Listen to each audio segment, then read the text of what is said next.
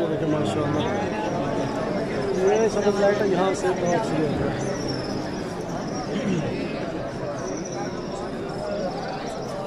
माशाल्लाह कितना अच्छा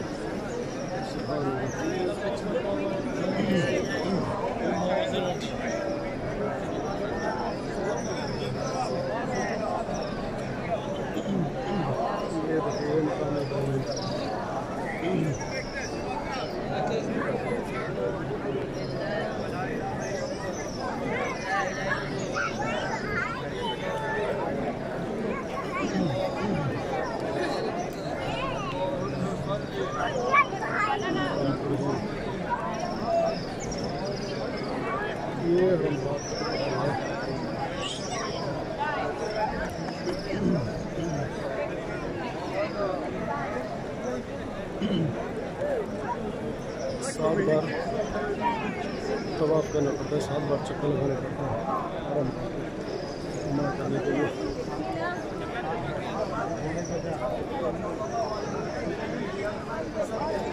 ये टावर भी है साथ में।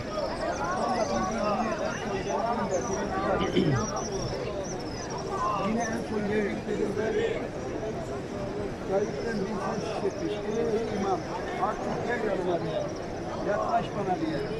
Geliyor. Ramazan daha yaklaşıyor, duasını yapıyor.